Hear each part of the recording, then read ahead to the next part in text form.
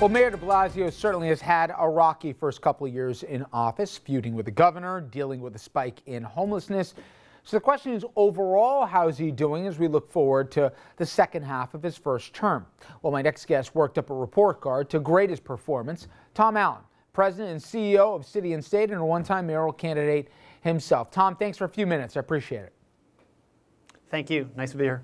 You know, one of the things before we get into the main grades is distraction. You give him the D for that, and you also said that he doesn't exactly play well with others. To that point, why? The candidate we saw on the trail certainly seemed to be, let's say from personality at least, different than his predecessor, Michael Bloomberg, but he's managed to alienate, it's not just the governor, so many folks. While that doesn't seem to be his MO from a personality standpoint, can you make heads or tails of it? Well, you know, he does have a seemingly amiable personality, but, you know, what's happened these first 2 years in many areas is what I would call unforced errors. You know, not endorsing Hillary right away out of the gates, the person who had been his boss and one of his mentors in the Democratic Party, was a huge mistake, and I think he's alienated the Clintons quite badly. That's pretty bad if she's going to be the next president of the United States, and it doesn't bode well for New York. Governor Cuomo, who also was a one-time friend and ally, is now on the warpath against de Blasio. Those are two pretty bad people to alienate. You know, on the subject of crime, which is always critical for any mayor, you give him overall pretty good grade. You give him a B. We just sat down with, Police Commissioner Bratton, who seems more mad right now with his predecessor, Ray Kelly, than anything. But overall, while people can debate the numbers and the trending, et cetera, most New Yorkers feel New York is safe, right? Yes. I mean, listen, you know, for the last 20 years, the previous two mayors and the police commissioners, including Kelly and Bratton, who worked under them, have done an amazing job bringing crime down. Bratton was a very good choice by de Blasio, probably the best thing he's done as mayor. But the unfortunate thing is that the perception in the city by many people is that things are backsliding. I grew up in New York in the 1970s and 1980s, and I remember what it was like. The homelessness is one sad issue, but it's also the menacing feeling that people feel on the streets from homeless people, mentally ill people. I was accosted by a homeless person this summer. That hasn't happened to me in more than 20 years in New York. It brings back a little bit of flashbacks to the 1980s. Speaking of affordable housing, it was one of his signature issues that he was going to create 200,000 units. Tell everybody, if they don't know, what 421A is and where it stands right now. We've gotten a little bit of movement on it, in fact, in the last day or so. Yeah, so 421A was a program implemented many years ago to incentivize real estate developers to build and to build affordable housing. It could expire next Friday, but the reports are that they are making progress.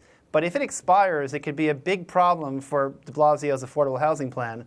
If developers don't have tax breaks, they're not going to build, and you're going to see no shovels in the ground over the next year until this thing gets renewed or something else happens. You know, I want to come back to the homelessness for a second. Every fight this mayor's had with the governor, he's lost. And even when he wins universal pre-K, he's got to share the credit for something that was even his own baby. That said, the governor has come off, I think to many people, as a bully without really a solution on homelessness. His policy without funding behind it, there's legal issues as well attached. Is it possible this could be the first fight with the governor on the subject, this time of homelessness, that the mayor might actually win, at least as it relates to public sentiment? I don't see this as a win or lose situation for either de Blasio and Cuomo. It's really the people of New York, I think, who lose with the two of them bickering. I think Cuomo has had to swoop in a number of times and basically fix the mayor's mistakes. I think that's what Andrew Cuomo is trying to do here. It may not be the best way or maybe a little ham-handed, but the mayor has let the homeless situation fester.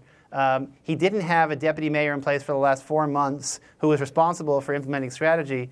So I don't fault the governor in this case. I think he's coming in, again, in an area where the mayor has fallen down, and I'm hoping that for the sake of the city, somebody fixes it.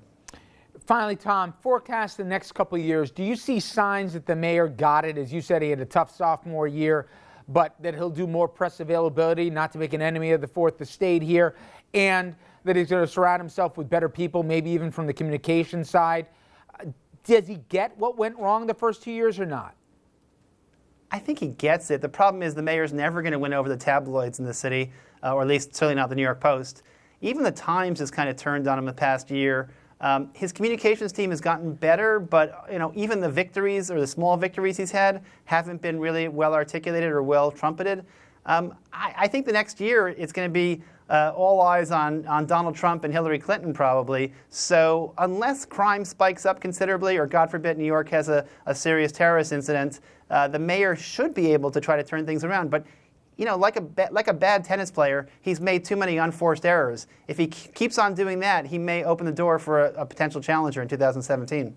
Yes, and I think some people are already waiting in the wings. Tom Allon, great job. Don't be a stranger. We'll talk to you soon. Thank you. I appreciate it. All right, everybody. Coming up next, we'll take a look at some local headlines. Please stay with us.